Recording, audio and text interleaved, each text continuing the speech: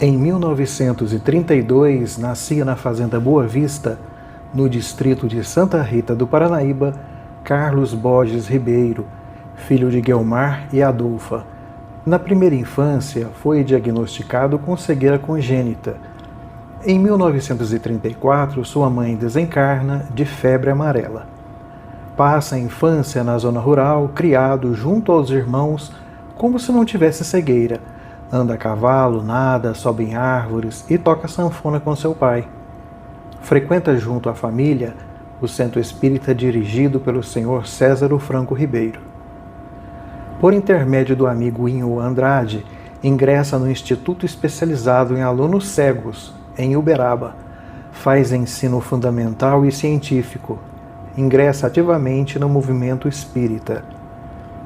Em Ituiutaba faz o curso de letras e atua com amigos do movimento espírita. Retorna ao Instituto como diretor em Uberaba e trabalha no movimento. Muda-se para Gurinhatã, leciona e reativa um centro que estava paralisado. Agora em Itumbiara tem um novo recomeço. Tudo começou em janeiro de 1983, quando Carlos Borges e família retorna a Itumbiara. Reunidos com um grupo de amigos liderados pela senhora Maria Badia, a dona Milica, resolvem fundar a Casa Espírita. O nome da Casa Espírita é homenagem ao senhor Césaro Franco Ribeiro, pioneiro como médium na região, onde atendia pessoas em seu centro espírita na zona rural.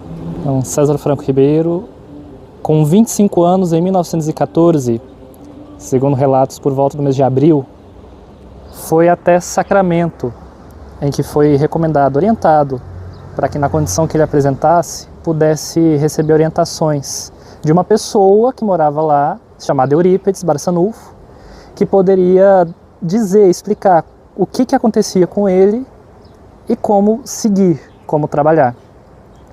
Ele foi no lombo do cavalo, era para ir com o que a gente chama de tio Quincas, não foi possível, foi com um dos funcionários da fazenda, um dos fiéis amigos que estavam juntos da família. 17 dias de viagem no lombo do cavalo, e lá ele passou pelo tratamento, acolhimento junto do centro de Eurípedes, passou pelos passes, pelas reuniões de obsessão, e Eurípedes com 36, 37 anos, não lembro, foi quando no trabalho, ao final dos dias que ele esteve, deu orientação para o Césaro Franco Ribeiro. A frase, teu trabalho é edificando dentro do Espiritismo, volta e constrói tua casa para você trabalhar. Deu o primeiro Pentateuco, primeira sequência de livros, os primeiros estudos e orientações de como seguisse, e o vô César voltou para a fazenda dele, para a região de Santa Rosa, e lá fundou o primeiro centro espírita daquela região, o primeiro centro que ele trabalharia. De dia era uma escola, à noite, todos os dias, um estudo, um trabalho espírita sequencial de passes. Os estudos dentro do Pentateuco e cada vez mais, de onde veio, para onde voltar e continuar a edificação do estudo. Naquela época se regimentava que precisava entender o que acontecia. Embora os livros eram poucos, mas a orientação era continuada. Todo mundo sabia ouvir, sabia aprender, sabia entender as histórias. E diante dessa necessidade, quem aqui na região precisasse recorria ao César Franco Ribeiro. Recorria para a necessidade, ou uma orientação, ou um perigo em casa, ou uma necessidade de saúde, e ele apresentava, tanto no centro, quanto indo até a sede da fazenda, ao lar das pessoas, para fornecer essa ajuda, ou essa explicação, ou principalmente o que ele fazia, o passe curador. Tudo, todo mundo comenta, ele recomendava o passe. Se era uma dor de cabeça, uma dor no corpo, uma primeira oração, um encerramento, o passe e a água necessária. O restante era a vigilância e oração. Começou que a gente tinha uns 2 cômodos e a gente começou a fazer sopa lá nesse lugar. Mas e tudo assim, a ideia do seu pai, para a gente fazer. Porque naquela época, aquele bairro ali era um bairro assim, muito pobre, sabe? E aí ele achou que se a gente fizesse sopa e ajudasse as crianças que estavam ali, seria bom. E aí a gente começou, a gente fazia paletó de flanela na época do frio para distribuir lá, todas essas coisas. Pessoa que estava sem, não tinha calçado, a gente providenciava para dar, todas essas coisas. E aí foi formando um grupinho lá, cada vez aumentando mais, que às vezes tem grupo que começa grande e diminui, né? Aquele não, aquele só foi crescendo, graças a Deus. E a gente fazia a sopa, as crianças sentavam na mesa, eram umas 150, até 200 pessoas, teve época que tinha criança, até 200 crianças. A gente servia a sopa, tinha o pãozinho. Era uma turma boa, trabalhava assim com harmonia, gostava. Bem antes de ser César, né, nós tínhamos aí uma quadra de esporte que o Instituto usava para as modalidades que participava. Tínhamos também, logo abaixo da quadra, a casa do meu querido professor Carlos, né, que a gente sempre estava lá junto com ele. Trabalhou muito junto, precisou muito apoio para fundar o centro. O Sr. Nelson, né, andou com o Carlos, ele que andou fazendo campanha para fundar o centro. Eles primeiro queriam fazer um barracão maior lá embaixo para fazer a sopa. Aí resolveram que eles iam construir o centro. Eu sei que nessa época a gente estudava para valer mesmo, assim, grupo, né, os grupinhos separados. No segundo semestre do ano de 1983, o senhor Eurípides foi acidentado e eu fui fazer uma visita.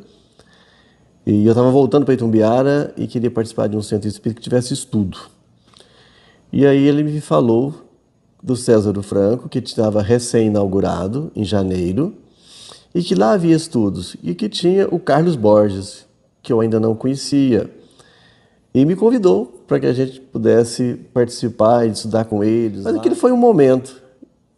Certo domingo eu estava aqui na minha casa e o Dr. Romeu me ligou me convidando para ir a um centro com ele.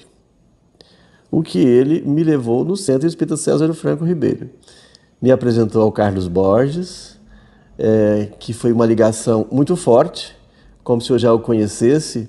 Pois conhecer a doutrina e principalmente ser conduzida nesse início de aprendizado por um Carlos Borges modificou completamente o meu destino. Eu falo que existe uma Angélica antes e uma Angélica depois da doutrina espírita. Lembrar a Casa Césaro, a gente não consegue sem lembrar o grande amigo, né? Carlos Borges.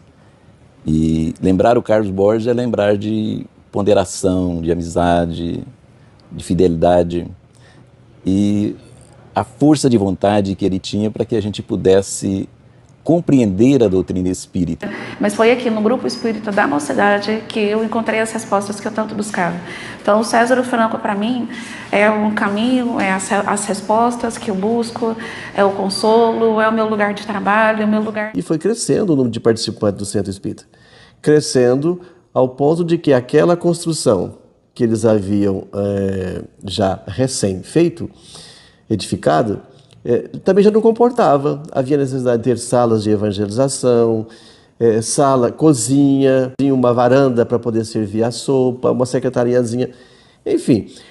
Em volta do centro, aproveitando as paredes já existentes, nós construímos 3 salas de aula, uma cozinha, uma varanda e uma secretaria. Demolir a casa física antiga até essa fase, todo esse processo de construção. E eu posso te contar, foram anos bem desafiadores, principalmente no quesito, né, para a gente dar conta de pagar as prestações bancárias. Mas eu já estava tesoureira, né, graças a Deus, com todo o equilíbrio, né, do tio Zilmar, da auxiliadora, de todas as pessoas que participam ativamente da gestão da casa, nós conseguimos vencer. E hoje a nossa casa é essa beleza, como diz você, né? Nós temos uma estrutura física realmente muito boa, né? Sempre assim, trabalhando na Casa César, na ampliação da casa, né? Participamos aí desde a primeira reforma até o ponto onde estamos hoje, nós participamos efetivamente. E assim, já estava tudo planejado do outro lado, né? O Zilmar até brinca que aqui ainda tem mais coisas, muito mais coisas para fazer. Evangelização de bebê, aí temos todas as etapas de idade até chegar na mocidade, com salas bem organizadas, com ar-condicionado, com todo aconchego, né, para as nossas crianças, jovens, para a família, né? E temos, assim, uma gama de trabalho realmente muito intensa. E nós temos uma frente de trabalho com a promoção e assistência social muito bacana também, já com estrutura, pensando, né, em ser útil para a comunidade. Então nós temos o projeto Jeito Saudável de Envelhecer, todas as quartas e sextas-feiras de manhã com os nossos idosos, né, aberta à comunidade. Temos o trabalho muito bacana realizado pelo nosso projeto Ponto de Luz, em que através dele também nós atendemos, né, as gestantes, né, que são cadastradas e orientadas a um processo de maternagem aí, pensando no espírito que está retornando, né? Então as meninas estão preocupando cada vez mais em se aproximar e esclarecer as nossas mãezinhas e não só fornecer o enxoval. Temos a sopa fraterna, né, um trabalho que é um banquete de luz para todos nós e para os irmãos que estão conosco lá todos os sábados, né, buscando a sopa, fazendo o evangelho com a gente, né. Temos também um trabalho de assistência social, que é as cestas básicas mensais para os nossos irmãos em vulnerabilidade, que precisam de apoio. Nossa atividade, uma das atividades, assim, realmente que a gente fala que é uma oportunidade de trabalho, de confraternização e, claro, também de manutenção da nossa casa, que é a pamonhada, né, famosa pamonhada César Franco, em que nós realizamos todos os meses nesse ambiente. Temos anualmente também a campanha do agasalho, né, que é um momento muito rico de confraternização, em que os agasalhos são confeccionados por todos nós, né, costureiros ou não, e um momento de integração e de preocupação, né, em ajudar o nosso próximo. Também fazemos as visitas nos asilos, né, nós estamos assiduamente no Solar dos Idosos Maria de Lourdes, no Lar dos Vicentinos. São trabalhos que a gente tem buscando cada vez mais envolver a mocidade, a infância.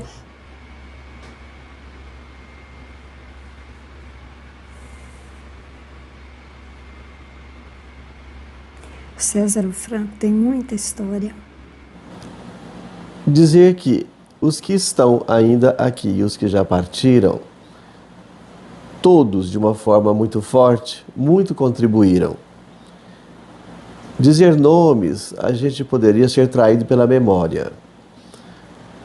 Mas dizer que a importância de cada um foi muito grande. A unidade, o interesse pelo centro, pelas suas atividades, para que cada vez mais melhorasse as condições, não mediu esforços.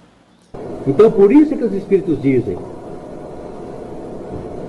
fazer da casa um templo do Cristo. Fazer do nosso lar um templo do Cristo.